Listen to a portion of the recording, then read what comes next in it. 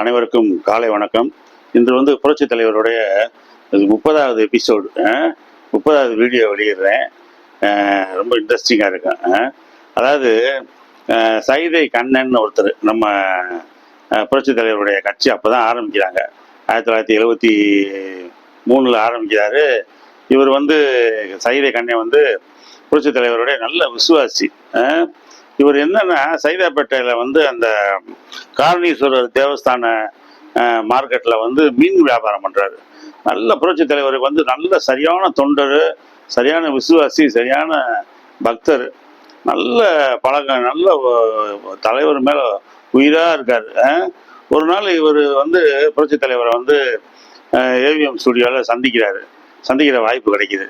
அப்போ தலைவரை பார்த்து சொல்கிறாரு, தலைவரே நான் இந்த மாதிரி உங்கள் கட்சியில் இருக்கேன் அப்படின்னு, நீங்கள் என்ன செய்கிறீங்க அப்படின்னு கேட்குறாரு. சைதை கண்ணன் என்ன பண்ணுறீங்க நீங்கள்? நான் மீன் வியாபாரம் பண்ணுறேன் அப்படின்னா புரட்சி தலைவர் சொல்கிறாரு, மீன் இல்லாமலே நான் சாப்பிட மாட்டேன், என்னுடைய ஃபஸ்ட்டு ஃபேவரைட் ஃபுட்டு ஃபிஷ்ஷு தான், அதனால் நீங்கள் இன்னிலேருந்து எனக்கு எங்கள் தோட்டத்துக்கு மீன் கொண்டு வந்துருங்க அப்படின்றாரு. அவருக்கு சைதை கண்ணனுக்கு சும்மாவா, புரட்சி தலைவருக்கு சரியான ஃபேன். அவர் டெய்லி மீன் கொடுக்கணும் அப்படின்னா டெய்லி மீன் சப்ளை ஒரு வீட்டுக்கு சைதை கண்ணன் தான் அனுப்புகிறாரு. டெய்லி போகுது மீன். ஒரு நாள் இல்லாட்டினா கூட புரட்சி தலைவர் கேட்பாராம், என்னாச்சு கண்ணனுக்கு இன்னைக்கு மீன் வரலையே அப்படின்னு பாரான். அந்த அளவுக்கு ரொம்ப ஃபேவரேட் ஆயிடுச்சு. மார்க்கெட்லேயும் ரொம்ப ப்ராப்ளம். எம்ஜிஆர் ஆளுப்பா, எம்ஜிஆருக்கு தான்ப்பா அனுப்புவார் மீனை, எம்ஜிஆருக்கு வியாபாரம் பண்ணுவார்ப்பா, பெரிய ஆளுப்பா அப்படின்னு சொன்னா இவருக்கு அப்படி எம்ஜிஆர் நல்ல நேம் ஆயிடுச்சு. மார்க்கெட்டுக்குள்ளேயும் கூட்டம் நல்ல சேல்ஸ் ஆகி மார்க்கெட்லேயே பெரிய ஆள் ஆகிட்டார்.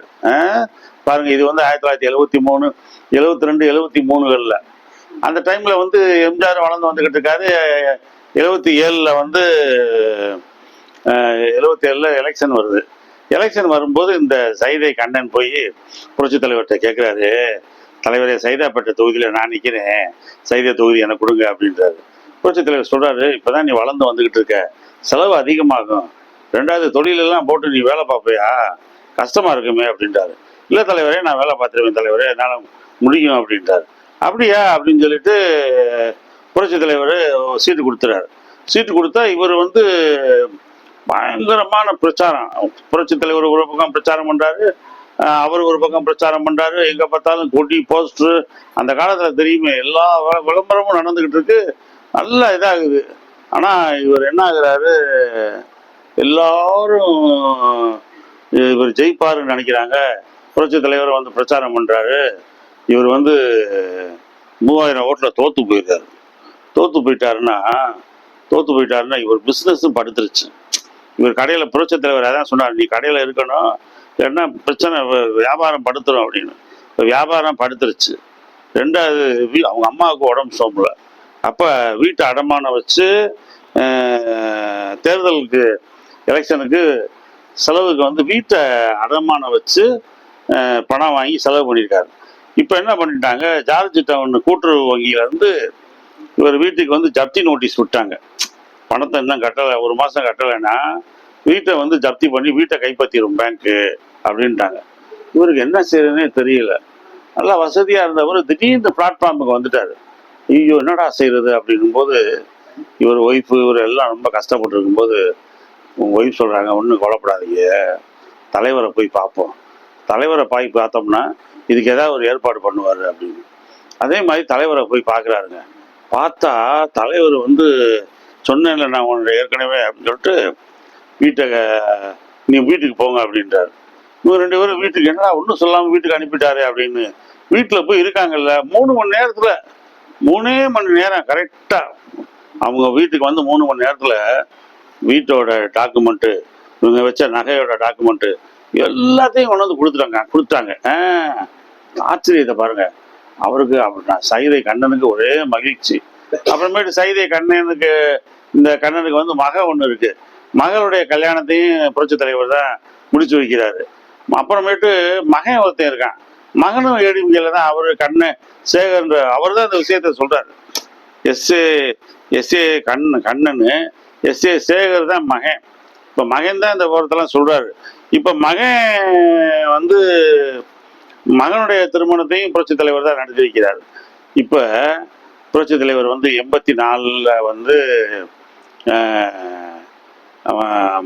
மருத்துவமனைக்கு போயிட்டாரு. 84ல் மருத்துவமனைக்கு போயிட்டாரு. உடம்பு சோம்பலாம் போச்சு. இப்போ வந்து திரும்ப வந்து மக கல்யாணத்தெல்லாம் நடத்தி வச்சுட்டு இப்போ 87ல் புரட்சி தலைவர் வந்து இந்த சைதை கண்ணனை கூப்பிடுறாரு. எதுக்கு கூப்பிடுறாரு? புரட்சி தலைவருக்கு வந்து தலையில ஒரு கட்டி மாதிரி இருந்துச்சு பாருங்க, டென்னிஸ் பால் மாதிரி கட்டி. அந்த கட்டிக்கு சர்ஜரி பண்ணவர் டாக்டர் கானு. அந்த கானுவுக்கு வந்து விழா எடுக்கிறதுக்காக புரட்சி தலைவர் ஏற்பாடு பண்ணியிருக்காரு. எப்படி? கிலோ கணக்கில் தங்கம், தங்க மாங்கனியை வந்து கானுக்கு கொடுக்கறது. அப்போ அந்த விழா எடுக்கிறதுக்காக கானு வந்து சென்னையில் தங்கியிருக்கும் போது புரட்சி தலைவர் அவருக்கு வந்து இறால் மீன் குழம்பு வைக்கிறதுக்காக இந்த கண்ணன் மீன் ஆர்டர் பண்ணுறாரு. இந்த கண்ணனுக்கு மீன் ஆர்டர் பண்ணால் கண்ணு புரட்சி தலைவர் வந்து உடம்பு சோமில்லாத சூழ்நிலையில் இருக்காரு. இருந்தாலும் அவர் இந்த செயலை செய்கிறாரு. இந்த கண்ணனுக்கு உடம்பு சோமில்லாத நேரத்தில் பாருங்க, சைதை கண்ணன் அவருக்கும் உடம்பு சோமில்லாத இருக்கு. உடம்பு சோமில்லாத நேரத்தில் அவர் 2 கிலோ மீன் எடுத்து வந்து புரட்சி தலைவர்கிட்ட கொடுக்குறாரு. இந்த இறால் மீனை கொடுக்குறாரு. அப்போ புரட்சி தலைவர் அவர் கையில் கொடுக்குறாரு. 78,000 ரூபாய் கொடுக்குறாரு. 78,000. அவர் சொல்றாரு, அண்ணே 2 கிலோ இறால் மீனுக்கு 2 கிலோ மீனுக்கு 78,000 அப்படின்னு. இல்லை, உனக்கு வந்து நான் உதவணும்னு நினைக்கிறேன். இந்த பணத்தை நீ பத்திரமா வச்சுக்க, நீயும் பிள்ளைகளும் குடும்பமும் பழச்சிக்கன்றார் புரட்சி தலைவர் சொல்றாரு. பாருங்க, அதோட அந்த சம்பவம் முடிஞ்சிருச்சு. சம்பவம் முடிஞ்சா புரட்சி தலைவருக்கு இதாயிடுச்சு. அவர் வீட்டுக்கு போயிட்டாரு. அப்படியே அது முடிஞ்ச உடனே கொஞ்ச நாள் கழிச்சு 13/12/1987 13ஆவது தேதி 12வது டிசம்பர் மாதம் 1987 சைதை கண்ணன் இறக்குறாரு. எப்படி பாருங்க, 10 நாள் கழிச்சு 24/12/1987 10 நாள் கழிச்சு புரட்சி தலைவர் இறந்துட்டார். கிறிஸ்துமஸுக்கு முந்தின நாள் புரட்சி தலைவர் இறந்துட்டார். எப்படி பாருங்க, தான் இறக்க போறோம்னு தெரிஞ்சும் இவனுக்கு ஏதாவது உதவணும் அப்படின்னு சொல்லி அந்த பணத்தை கொடுக்குறாரு கையில். மீன் வாங்கணும்ன்ற தோரணம் கிடையாது, மீனை வாங்குற மாதிரி வர சொல்லி அவர் கையில் பணத்தை கொடுத்து வீட்டை டெவலப் பண்ணிக்க, குடும்பத்தை டெவலப் பண்ணிக்க, சாதாரணமாக இருந்துடாது அப்படின்றாரு. எப்படி பாருங்க, யாருக்கு இந்த மாதிரி சாக போகும்போது கூட ஒருத்தருக்கு உதவி செய்யணுன்ற எண்ணம் யாருக்காவது வருமா? எப்படி பார்த்தீங்களா? அதான் புரட்சி தலைவர். சரி, இப்போ திருப்பூரில் அப்போ நான் இது பழைய கதையை சொல்கிறேன். நான் 1972 சொல்கிறேன். 72 அப்போ தான் கட்சி வந்து எம்ஜிஆர் வந்து இதில் இருக்காரு. இதில் திமுகலேருந்து கணக்கு கேட்டு புரட்சி தலைவர் அப்போ தான் கட்சி ஆரம்பிக்க போகிறார் ஸ்டேஜ். அந்த தேட்டரில் திருப்பூரில் வந்து உஷா தேட்டர்னு ஒரு தேட்டர் இருக்குது. அந்த உஷா தேட்டரில் வந்து எப்போ பார்த்தாலும் புரட்சி தலைவர் படம் தான் போடுவாங்க, வேற எந்த படமுமே போட மாட்டாங்க. அந்த ஓனர் வந்து எம்ஜிஆரோட பெரிய பக்தர். புரட்சி தலைவர் படம் வருதா, டிஸ்ட்ரிபியூட்டர் வந்து இப்போ வந்து சென்னையிலேருந்து ஃபிலிமை எடுத்து திருப்பூரில் வந்து தேட்டருக்கு கொடுக்கணும்ல. அப்போ முதல்ல என் தேட்டருக்கு கொடுக்கணும்னு சொல்லி என்ன பண்ணுவாரான், பிளாங்க் செக்கே கொடுத்துருவாரான். ப்ரொடியூசர் அந்த டிஸ்ட்ரிபியூட்டர்கிட்ட பிளாங்க் செக்கே கொடுத்துருவார். இந்தாப்பா செக்கு கொடுத்துட்டேன், எவ்வளோ வேணுமோ உனக்கு ஃபுல்லப் பண்ணிக்க, ஆனால் படம் வந்து எனக்கு தான் வரணும், ஃபிலிம் வந்து எனக்கு தான் வரணும், நான் தான் எம்ஜிஆர் படத்தை முதல்ல போடுவேன் அப்படின்னு. பாருங்க, புரட்சி தலைவர் மேல் அவ்வளோ ஒரு பாசமானவர். அவர் தேட்டரில் வந்து எப்பயுமே புரட்சி தலைவர் படம் தான் ஓடும். எந்த தேட்டரில் யாரு கேட்டாலும் எம்ஜிஆர் படம் பார்க்கணுமா, நேராக அந்த தேட்டருக்கு போங்க, உஷா தேட்டருக்கு போங்க, திருப்பூர் உஷா தேட்டருக்கு போங்க, அங்கே புரட்சி தலைவர் படம் தான் நடக்கும்பாங்க. அப்படி எம்ஜிஆர் மேலே அபிமானி. இப்போ எம்ஜிஆர் ஒரு தடவை இப்போ திருப்பூருக்கு வராரு. எல்லா பெரிய பெரிய பணக்காரங்க பெரிய பெரிய கட்சிக்காரங்கெல்லாம் ரெடியாக இருக்காங்க, புரட்சி தலைவர் மட்டும் வருவாங்க. ஆனால் அங்கே நேராக அவர் உஷா தேட்டர் ஓனர் வீட்டுக்கு போயிட்டார். போனால் அவருடைய மயங்கி சிவகுமார், ரவிக்குமார் 2 பேரும் நல்லா புரட்சி தலைவரை நல்லா கவனிக்கிறாங்க. அவங்க வீட்லேயே தங்க வச்சு சாப்பாடுலாம் கொடுத்து அவருக்கு இது பண்ணுறாங்க. அப்போ புரட்சி தலைவர் படம் வந்து 1973 வருது. எப்படி வருது? உலகம் சுற்று வாலிபன் படம் வருது. வந்தால் இந்த உஷா தேட்டரில் வந்து ஒரு நாளைக்கு 7 ஷோ, ஒரு நாளைக்கு 4 ஷோ நடக்கிறது. காலையில், மதியானம், சாயங்காலம், நைட்டு 7 ஷோனா பார்த்துக்குங்க. 7 ஷோ செம்ம கூட்டம், பயங்கர மாசு. உஷா தேட்டரு பணத்தை அள்ளிட்டாங்க. பணத்தை அள்ளி பெரிய கோடீஸ்வரன் ஆகிட்டாங்க. திருப்பூர்லேயே பெரிய கோடீஸ்வரன் ஆகிட்டாங்க.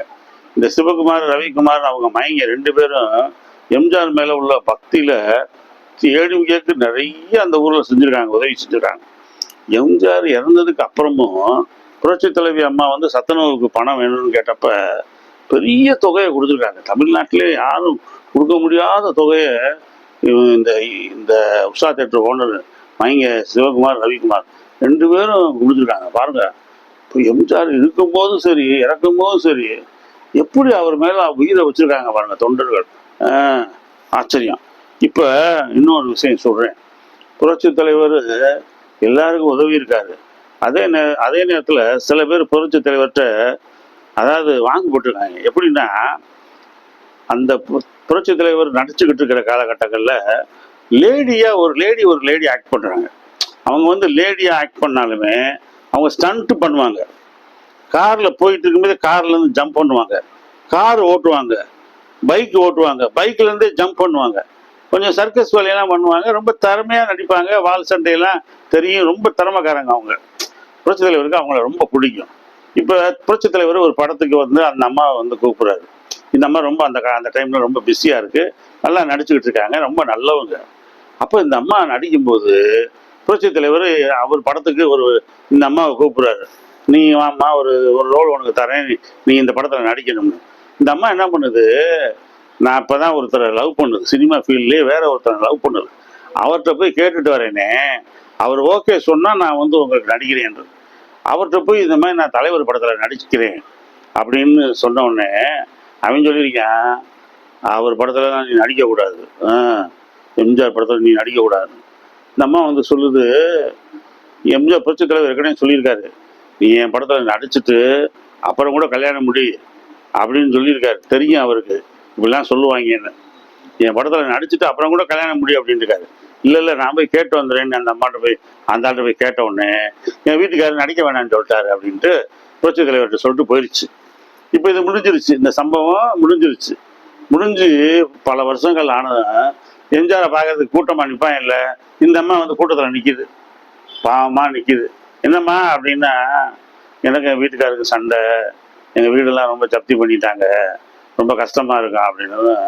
புரட்சி தலைவர், உனக்கு நல்லா வேணும், அன்னைக்கே நான் சொன்னேன்ல, அவங்க கூட சேர்ந்துக்கிட்டு என் படத்தில் நடிக்க மாட்டேன்னு சொல்லிட்டு என்ன ஆட்டம் போட்டேன், போப்போ உனக்கு ஒரு உதவியும் செய்ய முடியாது, ஒரு உதவியும் செய்ய முடியாது போ அப்படின்னு பற்றி விட்டாரு.